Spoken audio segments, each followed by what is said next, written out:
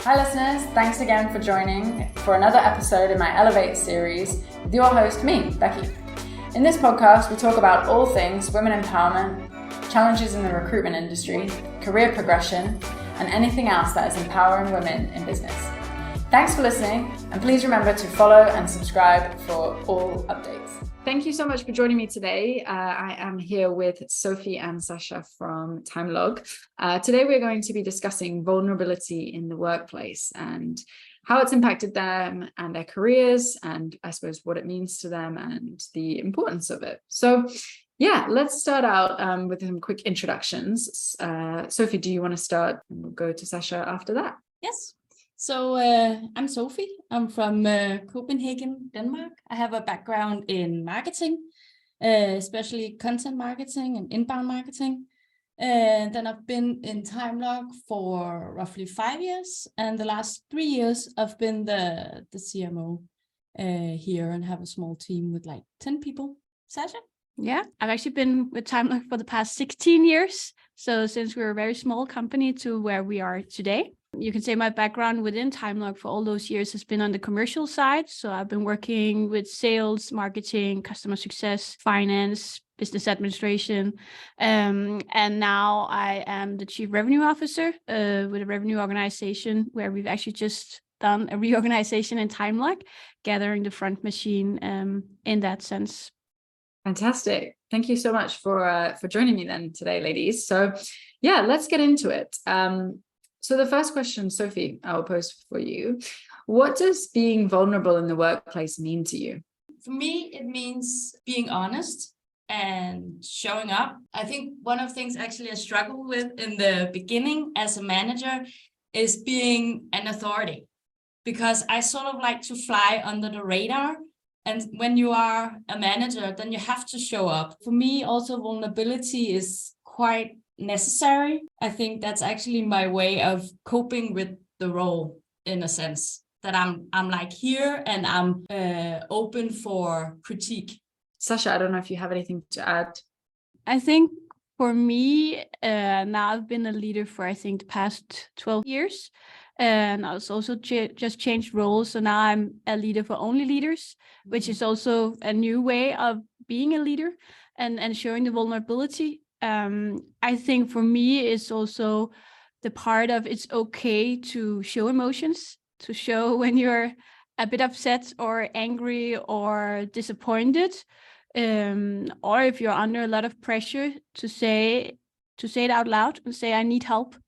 And not going around trying to be a superwoman all the time, because there's always ups and downs, to ask for help, but also to show the team that you're in that you can be an authority and you have everything under control. But sometimes it can also overwhelm you a little bit and you need help, because that will also open them up to be more honest in the way they're working. So kind of within the psychological safety that if we show it, then they will also give it back to us. Yeah, absolutely. I think, as a society, we sometimes tend to lean away from being vulnerable at work, especially in a management position, right? Why do you think that is? I actually think it's because you have an idea of being a manager or a leader that you need to have everything under control and you are on top of things and this is the way you're going and everybody's looking at you all the time. You are often the front person in meetings and in town hall meetings physically and so on. So if you stand there and you show vulnerability, there might be where you think, okay, well then they think that I'm not in control or I don't know what I'm doing.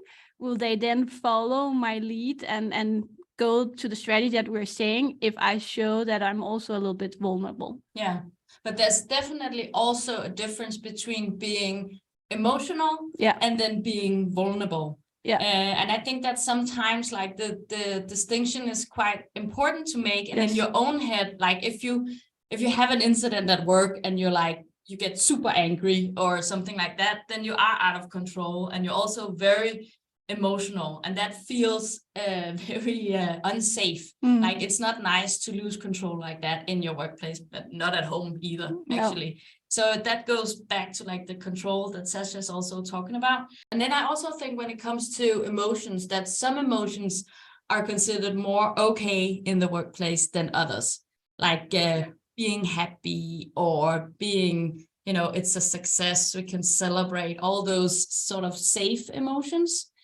They're preferred as to being angry, or if you're sad, then it becomes very unsure, you're very uncertain of what happens next. And that's very tough to be in, both as a person, but even more as a manager, because you are the one who has to show up and you have to like embrace all of it. And that can be difficult. Yeah, exactly, Sofie. As you mentioned, sometimes it could be what we deem as a society as like a positive emotion, like the happiness, excitement. I guess there's negative connotations to some of those emotions, right? So have you ever had a time when you've had to be vulnerable at work, and what was the kind of general outcome and how it might have affected your relationship with colleagues? Sometimes it plays out well, and sometimes it doesn't play out so well. But me and Sascha, we'd actually had an episode not that long ago in a meeting, and we don't have to go into all the details, but the matter of the meeting sort of caught me by surprise, and I could just feel that I became like really angry, and I felt sort of ambushed. And then after that, the good thing is sort of when you have like a strong emotional response, it sort of also points you to, okay, so something happened here. Why did that affect me? Because maybe other people in that meeting they wouldn't even had a reaction to it. It wouldn't have meant anything. So sometimes when you have those strong emotions, then it's also like a good point and trigger to be like, okay, so what happened? Did I experience that emotion before? Does it come from anything? And what actually came out of it was that I did my own reflections in my own time. And then we had a talk about it, and we were like, okay, so next time I feel we should do this and this. Yeah, we had a good walk and had a talk about it without just talking about it, because we saw it from two different angles. And that's also sometimes how it is when you get like emotional or vulnerable, is that you see it from one point of view and another see it from another point of view. And that's where, as you say, when you can feel your reaction coming, like, okay, where does it come from? Something is struggling inside of me right now. I need to find out what it is and find the right way of dealing with it. Yeah. And I think that work you have to do like on your own. Yes. That you have to do that not in the workplace. So you can have all kinds of emotions in the workplace, but you need to process them. You can't be like everything hanging out all the time. Then that's too much, or that's too vulnerable, or too emotional. So I have to do the work and then come back and then look forward and work with people. Yeah, absolutely. Sascha, how do you kind of show your vulnerability at work? We've talked a lot about emotions, but we automatically think of like maybe crying or, being kind of sad or upset about something, or angry, as you said, Sofie, but vulnerability can look different, right? So how do you kind of show your vulnerability at work? I think it also depends on in which aspect I'm working in. Is it on the leadership level, where when we sit in the leadership room and we have some heated discussions, and I can feel, okay, I don't think they understand. Now I've been CSO for some years. Sometimes the pressure you're in the sales organization and the respect for how hard that can be when you're every day needs to look at the budget and so on. And then a deadline is all of a sudden moved and you're like, okay, what happened? I promised some things and so on. And then you sit there and everybody's looking at you. And I can just sometimes, when I get really like under pressure and angry, it's not because I get sad. I've learned when I get to that stage, okay, just give her 2 minutes, then she's okay again. And then I think also in the way I am a leader, I actually use a lot of examples for people in my team if they're struggling with something or feel something is difficult. I actually am not afraid of using examples from when I felt like my pipeline got cut in half by the team. We were just started and I was doing reporting. I was like, what's going on? What am I doing? Am I not capable of managing this position? And I was really really down. And I remember I was sitting crying in the bathroom floor at home, like, I just need 5 minutes without the kids. I just need 5 minutes for myself. And I actually used that story a lot of times also with my team members, to just saying it's okay to reach there sometimes, but using those examples as a leader to also show that you also are in tough positions sometimes, and as a person get hit by it. It's not like you're just a machine. Yeah, I totally agree. Yeah. I also have a similar story. Yeah. And it's true. It's not a story. No, but true. it's, yeah. But I actually think it's really good to share that, because sometimes you also get to say, so my conclusion from that situation was that this value is super important. This is important, and this is important. And you sort of get to explain why you're here and why you're doing the work. And that's also, like, if you're open about your values, that's also being super vulnerable in the workplace. Yeah, exactly. And I think you both might relate to this, is that I also find sometimes that, like, you have to have this almost strong face on and all the time. And when you're leading a team, there's not always one answer for something, right? And the reality is you don't always know. So I think sometimes I admit, like, I don't know. I don't know. I don't have the answer. And just being honest about that, I think sometimes it tells the team, like, we'll try different things. We'll put our best foot forward. We'll make a best effort, but she doesn't know either. So I can't be that hard on myself, because even my manager doesn't know. But as long as we're all working together and we try our best. And one of those things actually is also to say to the team, because they're often looking at you, as you say, for solutions. Because right now, with the change I've gone through over the years in Timelog, I'm not really a specialist as such in doing content or sales processes anymore. There are always people that are doing that even better than me. My role is to kind of gather everything and see perhaps the long-term perspective. But it's not necessarily I know exactly the answer for that, but also then be able to say, but you know what, we're going to find out together. I know we're going to this direction, but how we're getting there, I need your help. It's not I have all the answers. Yeah. And I think for some that can be difficult to say out loud. Yeah, absolutely. I think as women, we do also kind of cover up vulnerabilities more often than not in the workplace. Do you think there's certain roles in the business, and you might speak about your current position in Timelogs versus other businesses you've worked at as well, or colleagues, friends you have, where they kind of allow for more vulnerability than other positions? I don't know if it's about the position, but the position or the domain is often characterized by like either femininity or masculinity, like men or women. So I would imagine something like sales, also because it's very obvious, like, are you making the numbers or are you not making the numbers? Like in marketing, it's also about SQLs and numbers and what we bring in, but we also do a lot of branding, which can be softer. So in that sense, I would imagine that sales is maybe a position where you lean more towards masculine values, which would be probably less vulnerability, at least as it is right now in society. While marketing can be, there's like 50-50. And there's a lot of, like, if you just think about marketing, there's a lot of like, oh, it's creative, it's fun people. So you can maybe be more open in some ways. Totally, because now I've had different roles, right? You would know, you tried all of them. I tried all of them, and I would definitely for sure say sales is more male dominated, also in the way when you get out. Now I'm 160, like I'm not that tall, a woman, and coming out with my male colleagues, and often when you get out there to meetings, it is actually the males people are looking at, like, okay, you must automatically be the CSO, and then everybody's looking at me like, no, it's her. And they're like 2 meters tall and so on.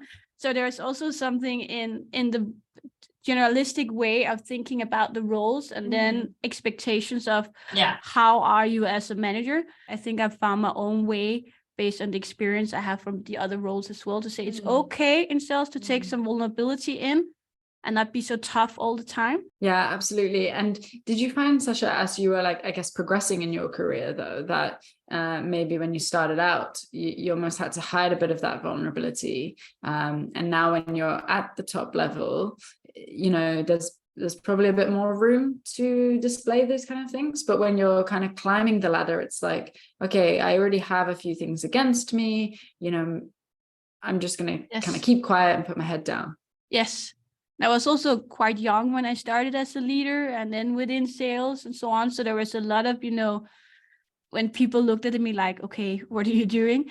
But I think also when you get older, you know more about yourself and are more true to who you are. And like, but this is my style. And if it's not working, I can't change that as such. I can't be more male-ish or what you say. It's just how I'm doing it. And if that's not working for the company or for the organization, then we need to do something else. So I think it's also about the climate that you're working in. Are you allowed to have this way of working and way of being a leader? Or are you in perhaps a big corporate organization where this is how it is? And yeah, I think there's a difference. I don't think my style will fit in all organizations, like other styles won't fit into ours. So you'll need to find a culture also in the company. And now, since I've been here for many years, of course, I've been part of creating it, but it's also about the culture. Yeah. For the entire organization, if you have, again, the safety of being vulnerable. I definitely agree. Yeah. And I think it's also the culture here, also as a manager, sort of encouraged to bring your entire person to work and to find your own way of managing. So there's a lot of trust there. And of course, that also creates a better or a bigger space for being vulnerable. Do you remember the meeting we had where we had a leadership meeting where a lot of things were said and we were not that aligned and we were not all that happy about it, and everybody went out of the room like, oh, that was not a good meeting, and everybody had different perspectives and so on. And I remember our CEO, he was like, we need to talk about this. Yeah. So the next meeting, he just cleared the agenda. It was like, everybody went out of the last meeting where we were annoyed at each other or like had some discussions. Now we need to talk about how did you feel about it, and what did it mean from your perspective in the role that you have and the responsibility you sit with, because if something changes, we have different perspectives to the change and it hits us differently. So he was just like, totally, you start and then you say, and then you say, and then you say, so nobody could hide. Yeah. And no matter if you're introvert or extrovert, everybody had to kind of say, how are you feeling? Yes. I think that's also a bit unusual in a way of then gathering us again as a team, saying it's okay, we clash sometimes, but we need to talk about it to get it out of the way and then move forward. Yeah, absolutely. Sofie, you mentioned earlier the potential to be too vulnerable at work or too emotional at work. I guess, you know, it's super positive that your company encourages everyone to bring their full self to work. But how, as leaders, have you gone about kind of creating this safe space for colleagues to embrace their vulnerabilities without crossing the line of being too vulnerable? First of all, I don't know if you can be too vulnerable in the sense if you can be too honest or too open, but I definitely think it's a good idea also for other people that you sort of frame it a little bit. So it's not, everything is not up for discussion, because why are you there? I mean, so you need to be aware, like, what do I want to discuss and what do I not want to discuss? Yeah. Also, because if you start discussing something that you actually don't want to discuss, like, but this is the strategy or something like that, then you can actually become very emotional and annoyed, and that's not a very constructive place to be. So that was like one thing. And I think the other thing about creating a safe space is, like Sascha says, sometimes you are sharing your own examples. So you have to also yourself open up and be honest and be explicit about your values, for instance, or share ups and downs, work-wise or personal. That's like one thing. And the other thing that I think is quite important is that you are also aware that everybody on the team is in the same way. So if Sascha's on my team, she's sharing some sort of insecurity or a sad story or something like that, then I have to make sure that everybody is sort of embracing it. But you also have to constantly work with the team so that everybody is supportive. Yeah, definitely. And I also think when you share your stories, you also share them, like my story again, when I was crying at the bathroom floor. I didn't come at the office the next day saying to the team, hey guys, I'm a complete mess. I don't know what I'm going to do. I was just sitting crying yesterday. I can use it now because now we have overcome the obstacles and I found my way and all of these things. So if I was to come the next day and then they would have looked at me being totally insecure, like, okay, now we're fucked, right? Yeah, like she doesn't know what's going on. So as a manager, you still need to kind of think about, when do I share these things? So when it's too much sharing, so you don't make a team insecure about that you don't know the frame or the road.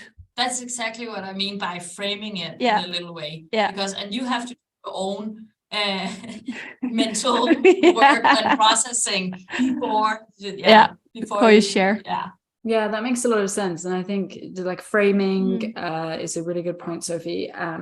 Also around kind of setting boundaries, I think, for me, because we talked a lot about vulnerability in the workplace. I don't know if you guys have ever faced, again, maybe this is a womanly trait, but again, could be any good manager, right? Is you can build a really good relationship with your colleagues, so much so that maybe they're telling you some other personal stuff that's going on, and maybe in relation to how it's affecting them at work. And there's probably a line that you have to draw around, like, I'm not maybe a mental health practitioner, or I'm probably not qualified to help you with everything here.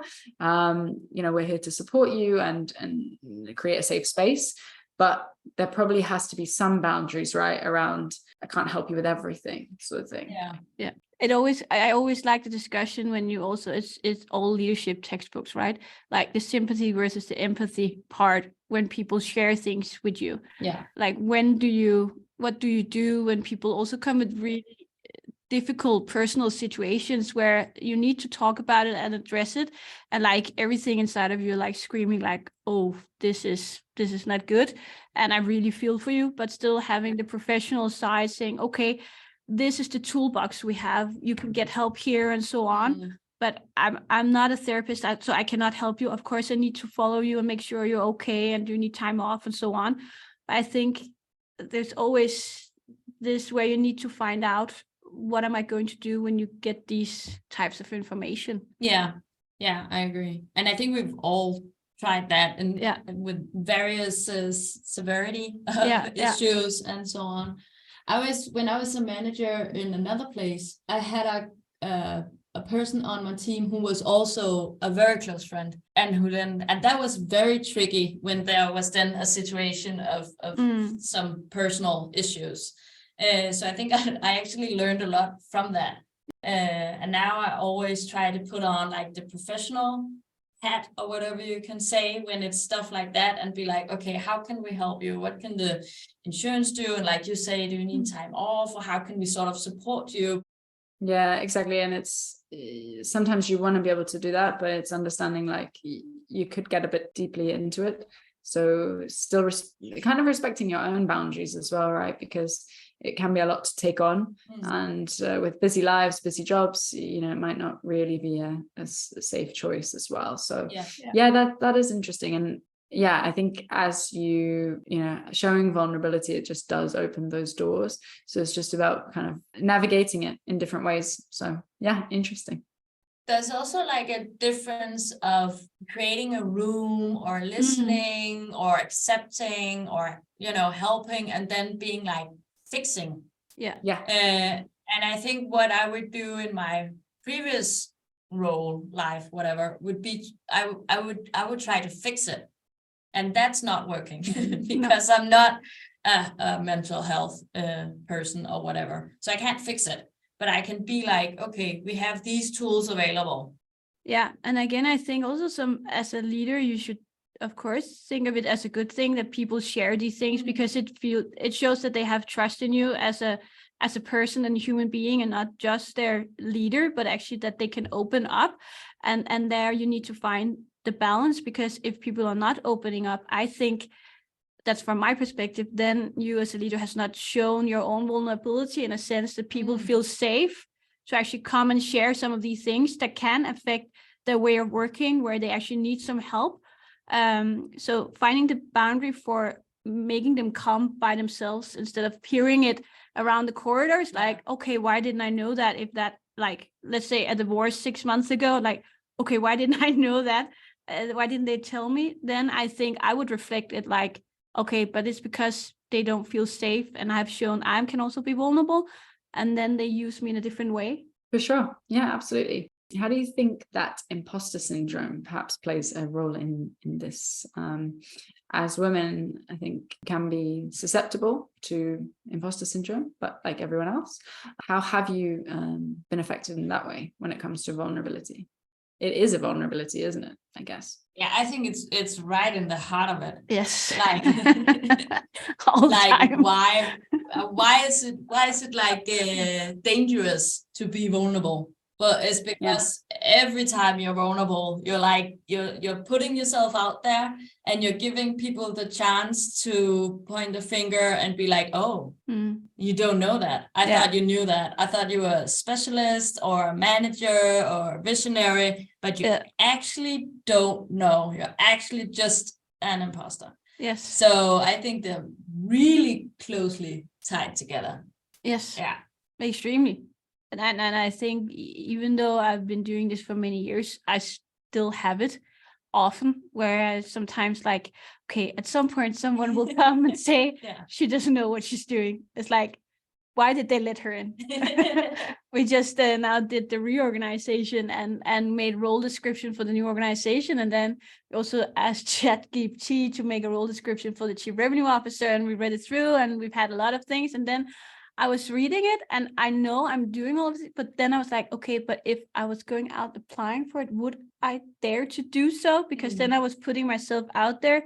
Now I've been growing into the role with a natural way of how we're organizing Timelog, but just by saying it's actually a bit vulnerable, but saying, okay, would I dare to actually go out and apply for it with job like that? For a job like that? But I was like, yeah, of course, because it's what you're doing, but still, then it comes back. Yeah. Definitely. Quite annoying. Yeah. It's always there. Yeah, absolutely. And I guess that kind of leads into, like, what is the cost versus reward on maybe admitting mistakes or admitting that you don't know something. We kind of touched on it earlier, but I guess there is a time and a place for it, right? Yeah. The reward of admitting mistakes is quite high. I mean, the cost is you lose maybe a bit of dignity in the short run, but the reward is multiple, whatever you call it. Like in my team, we have a fail party. Nice. Every other month, and we actually have like a big board that is always on the wall. So whenever you make a mistake, then you put it on a post-it, and then at the fail party, we'll go through all of the different mistakes.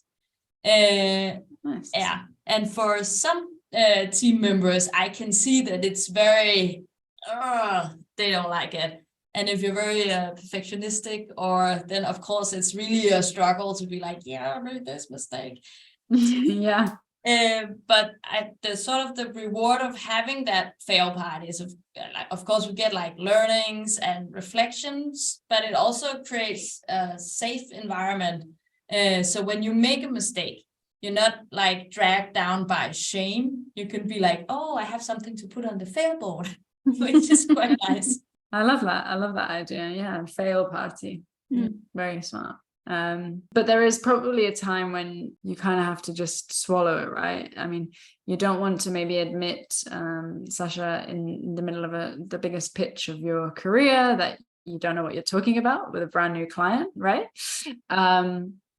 So maybe that's not the time to admit it. But yeah, Sofie, as you say, it's an opportunity sometimes to build relationships with your team and break down some of those barriers, I think. Again, if you don't admit to your own mistakes or failures or what you've done, it doesn't have to be big things, but just small things where you forgot something or something like that, then again, if you don't lead by example, then people will be afraid of telling you as well, right? So they also see, okay, no matter who we are, we just have different roles in a team. So now my role just happens to be that I'm the leader of the team, and that's what I'm working with. And they have other roles that are just as important, because none of us can exist without each other. Yeah. And that it's okay that no matter who we are, we do mistakes. We're just humans. So you have to actually sometimes just say it out loud. Oh, I forgot this. I totally forgot. Or I missed this, or whatever it can be, because again, it creates the safety and the trust that, okay, we can all do it. So it's not a big deal. Yeah. And I think you make mistakes either way. Yeah. I mean, if you're in a environment where you're not allowed to share mistakes or make them, you make them. Yes. And if you're in a very safe environment, you make them. The difference is just like, can I learn from other people's mistake? How do I feel when I make a mistake? Am I like super shamed and afraid to tell anybody? Or, I mean, is it okay? Yeah, absolutely. Sascha, what skills do you have in your toolbox now that you think you couldn't live without? Ooh. Or work without? Yeah. I think my role has changed over the years, from also being a specialist and very detail oriented to being more, overseeing things, or have a little bit understanding of everything. You can call it a skill or an acceptance of that I'm not a specialist in so many things than perhaps leadership, but that I'm working with a lot of skilled people that are more skilled than me. It's taking some years for me also to overcome that it's okay that I don't know everything. And then I think with time, trusting my gut feeling. I usually say, if I'm in doubt, then I'm not in doubt.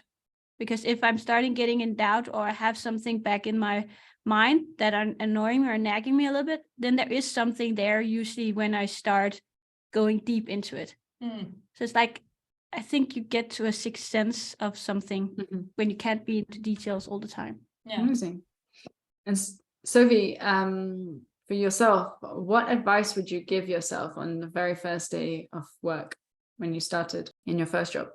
Yeah, maybe contemplating like, what is it that I want as a manager? What are my values?